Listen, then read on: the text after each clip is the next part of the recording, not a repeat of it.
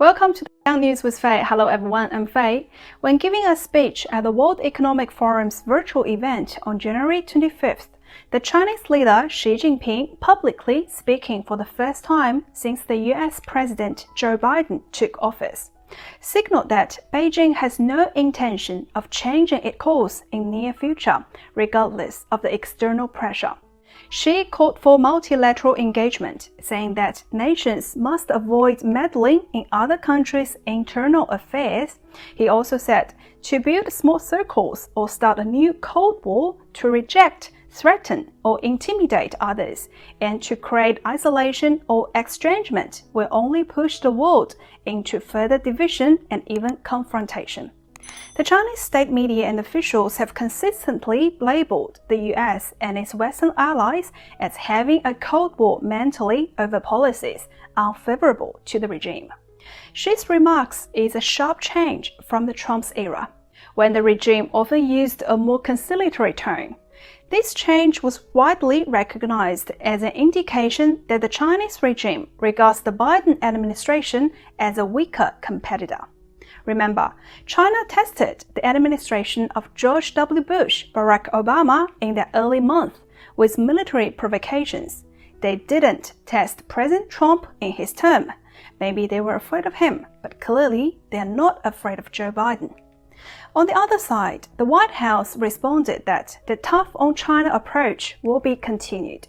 White House Press Secretary Jen Psaki said that the comments don't change anything. I think our approach to China remains what it has been since for the last months, if not longer. The Cold War between the two countries has already begun. The United States is not fighting it too early, but too late, in my opinion.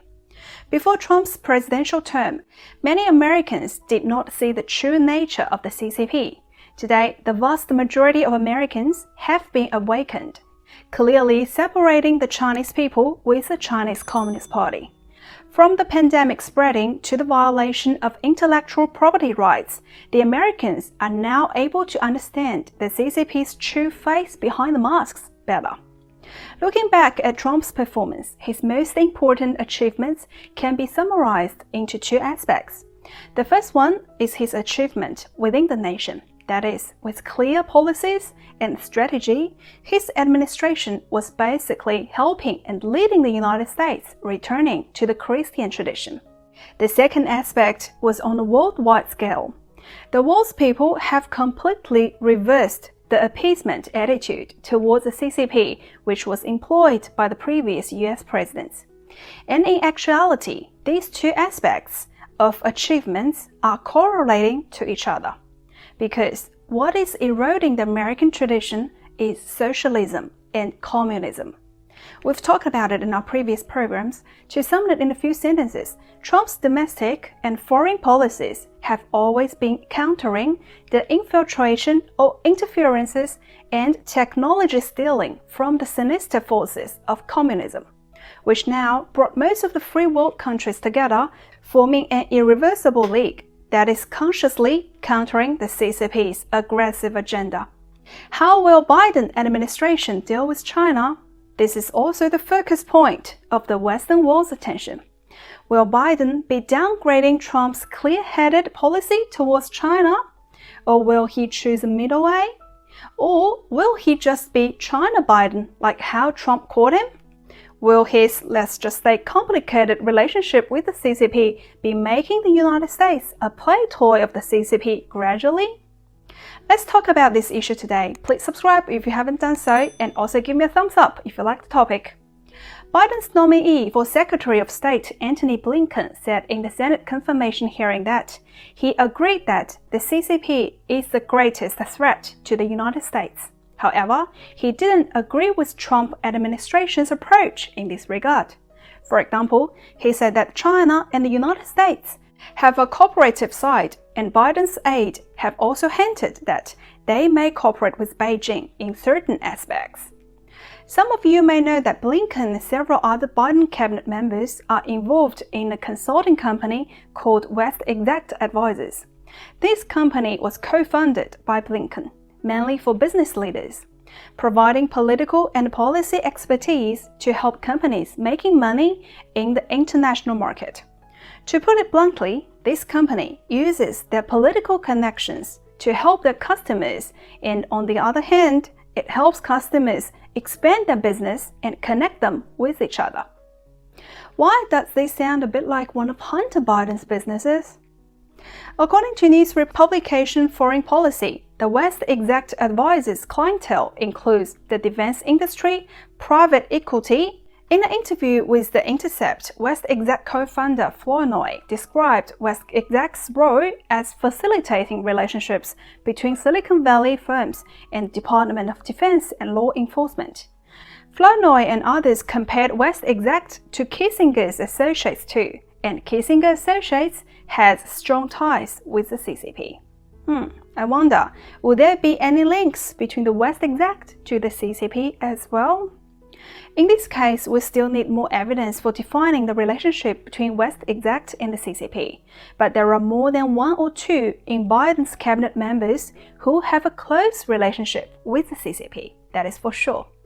Biden's CIA Director nominee William Burns has been involved with the CCP for more than 7 years. One of the key bridges is the Carnegie Endowment for International Peace.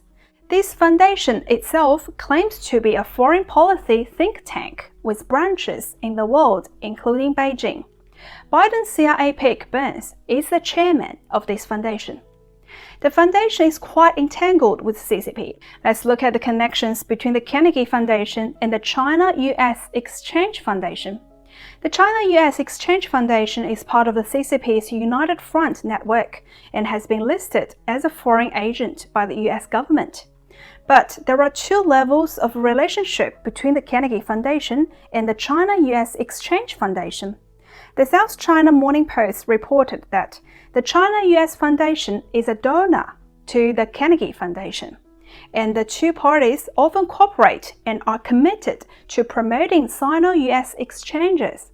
For example, the CCP has sponsored their own officials to go to Carnegie Foundation and give speeches there, and helping understandings. Amongst the officials sent over for the so-called exchanging activities, many were high-ranking CCP officials as well as the People's Liberation Army officials. In addition to receiving and hosting exchanging events, the second level of relationship is that the Carnegie Foundation has also been issuing reports and recommendations to policymakers for China policies, mostly emphasizing that cooperation is better than competition. On the other hand, in China, the foundation has also been working together with China scholars in presenting the CCP recommendations on US relations. Now that the chairman of the Carnegie Foundation is Biden's candidate for the director of CIA. One of CIA's main role is through intelligence analysis. It gives the US government important decision-making recommendations. The CIA intelligence analysis will have a crucial impact on the US government's decision-making on China. William Burns has established a good relationship with the CCP's United Front organization in the past 7 years. Whether he will be able to objectively consider the interests of the United States and weigh the intelligence processing related to CCP still remains to be a question. Moreover, in 2010, the Carnegie Foundation had launched a Tsinghua University Carnegie Center for Global Policy at the Tsinghua University in Beijing. For those who don't know, Tsinghua University is one of the most prestigious universities in China, and Tsinghua University is also a retraining center for many senior CCP officials. As for this Center for Global Policy, two main researchers for this center. One of them is from the Foreign Affairs Office of the Beijing People's Municipal Government. The other is the Vice President of the Chinese Society of International Relations and an advisor to the Chinese Ministry of Commerce. Moreover, this center hosted many Sino-US cooperation and exchange meetings. Former House Speaker Paul Ryan, former Secretary for Transportation Ellen Chao, and former US Secretary of State John Kerry have all participated in those meetings. Please leave your comments below if you have something to say. This is actually just the tip of the iceberg in the relations between Biden's cabinet members and the CCP. I can't help but worry that Trump's achievement for the United States might not be able to sustain in Biden's hands. Under Biden's administration, will the CCP threat to America and to the world be intensified? Will the current Sino-US relations be reversed? Do you worry about it? Some changes can be foreseen. It is unlikely that the Biden administration will continue the high-pressure Trump administration had on CCP.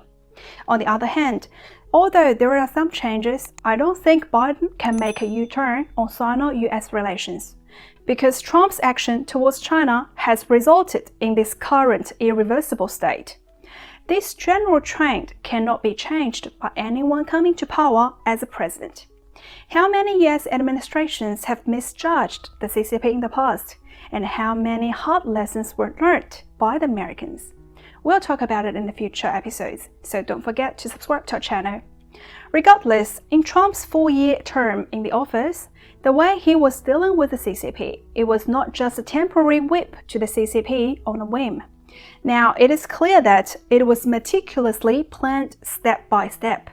And this intensive strategy attack on the CCP has caused a general trend of elimination of the Communist Party in the United States and around the world. For the CCP, as a Marxist-Leninist party, its internal affairs and diplomacy are all established and implemented under the Marxist-Leninist ideology. No matter what the CCP's attitude towards the United States seems to be on the surface, what will never change is that it is anti-capitalism, and its ultimate goal is to defeat capitalism. Therefore, it is bound to be the enemy of the capitalist America. This is determined by the CCP's root, and it has been that way in the past, and it will not change in the present or in the future. Therefore, this positioning determines that the CCP will inevitably expose more of its evil essence to the world as time goes on. Even if Biden's cabinet is willing or secretly pro-communist, it will be difficult for them to avoid the attention and questions from the people in the United States and other countries. Moreover, the pandemic is not over yet. Many countries are now condemning the CCP for covering up the origins of the virus and insisting on investigation of the origin. Now that the pandemic has reignited in many countries and the death toll continues to rise rapidly, since the United States is simply where every country is looking towards, can Biden just hide in the basement and avoid this issue? Well, it is not the time that he can do it anymore. Not long ago, we said that the 2020 US election is the most important election in history. Whether Trump can be re-elected would be a turning point for the United States.